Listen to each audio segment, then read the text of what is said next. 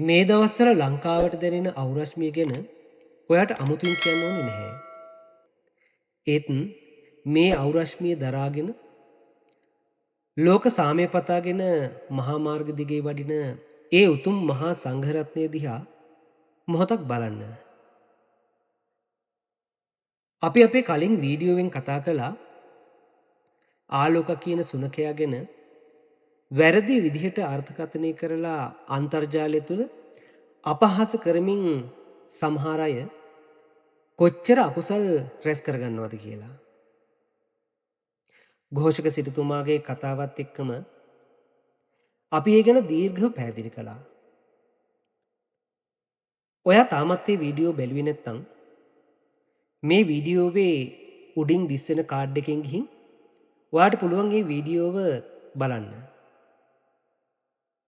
ඉතින් අර විදිහට එක් පිරිසක් නොදැනුවත්කමට අපහාස කරද්දී තවත් විශාල පිරිසක් මග දෙපසට වෙලා ඒ උතුම් කසාවතට තමන්ගේ හිස නමලා වැඳ වැටෙනවා ඔයා දකින්න ඇති. තමන්ට පුළුවන් විදිහට පැන් පොදක් ගිලම්පස ටිකක් මේ වගේ දේවල් පූජා කරමින් ඒ මිනිස්සුන්ගේ මුහුණුවල මැවෙන ඒ අහිංසක සතුට ඇත්තට මේක තමයි මේ රටේ ජීවය. මේ ස්වාමින් වහන්සේලාට මගදිපසදී උපස්ථාන කරන එක ධර්මානුකූලව කොයිතරම් බලවත් පිනක්ද කියලා ඔයා දන්නවද?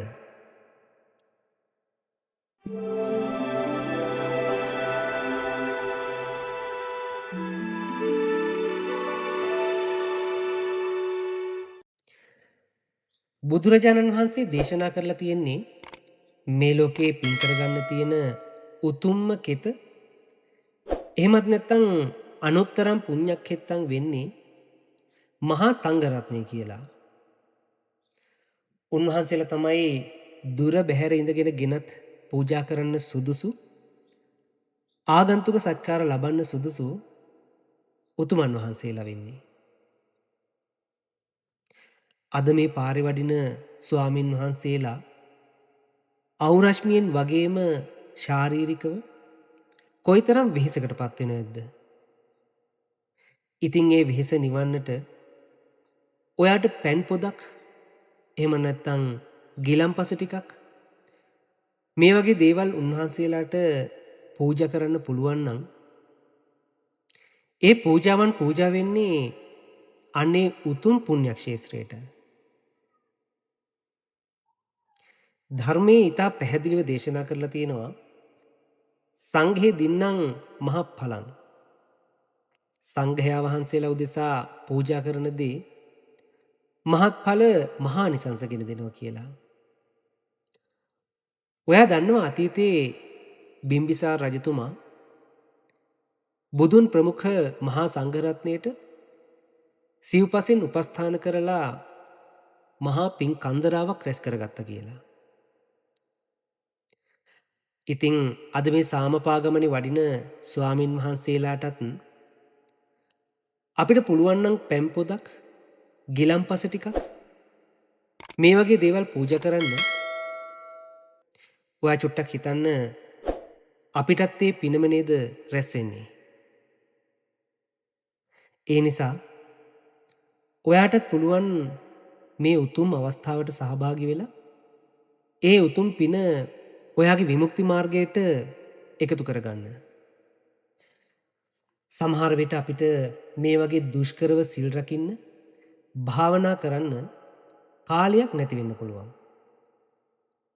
හැබැයි ලෝකයේ ගැන මෛත්‍රියෙන් පිරිසිදු සීලයක පිහිටලා මේ වගේ උතුම් සාමපාගමනක වඩින ස්වාමින් වහන්සේලාට උපකාර කරන එකට ධර්මයේ කියන්නේ සීලයට අනුග්‍රහ දැක්වීම කියලා. සිල්වන්ත උතුමෙක් තමන්ගේ ගුණ දියුණු කරගන්න යම් වීරියක් කරනවද ඒ වීරියට උදව් කරන කෙනාටත් ඒ සිල්වන්ත උතුමා රැස් කරගන්න පිනෙන් කොටසක් අයිති වෙනවා. ඒ නිසා තමයි ධර්මයේ මේ විදිහට සඳහන් වෙන්නේ.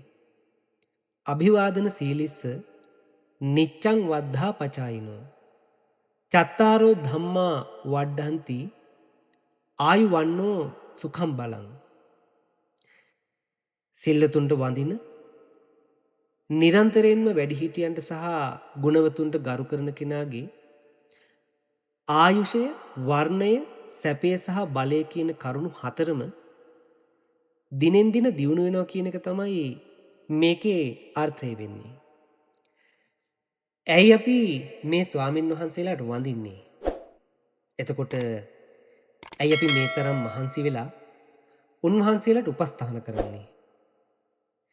ඒකට හේතුව තමයි මේ කසාවත දකිද්දි පවා අපේ හිතේ ඇතිවෙන ඒ මහා නිවීම. කෝපයෙන් වෛරයෙන් පිරලා තියෙන ලෝකෙක මේ වගේ උතුම් ප්‍රතිපදාවක වඩින උතුමන් වහන්සේ කෙනෙක් දැකීමම මංගල කරුණක්. ධර්මයේ කියන්නේ සමනානංච දස්සනං ඒතං මංගල මුත්තමන් කියලා. ඒ මංගල කරුණ තවත් අර්ථවත් වෙන්නේ ඔයා ඒ ස්වාමින් වහන්සේලාගේ කුසගින්න නිවන්නට, ඒ වගේම උන්වහන්සේලාගේ පිපාසය නිවන්නට ඉදිරිපත් වෙන මොහොතේදී.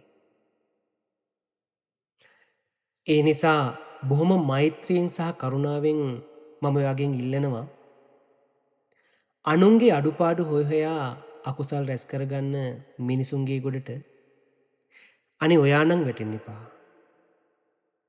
ඒ උතුම් කසාවත දිහා ගෞරවයෙන් සහ මෛත්‍රී සිතින් බලන්න. පුළුවන් විදිහට සංඝ උපස්ථානයක් සිද්ධ කරලා පින් රැස් කරගන්න. ඒ කරන සංඝ උපස්ථානය ඔයාගේ මුළු ජීවිතේටම ආශිර්වාදයක් වේවි. මේ සීලයට කරන අනුග්‍රහය ඔයාව සසර දුකින් නිදහස් කරන්නට හේතු වාසනා වේවා. මේ වගේ වටිනා ධර්ම කරුණු තවත් කෙනෙකුට දැනගන්න මේ වීඩියෝ ෂෙයා කරන්න. ඒ වගේම අපේ විමුක්ති මණ්ඩපේ නාලිකාව සබ්ස්ක්‍රයිබ් කරලා අපිත් එක්ක දිගටම එකතු වෙන්න. ඔයාලා හැමෝටම තෙරුවන් සරණයි.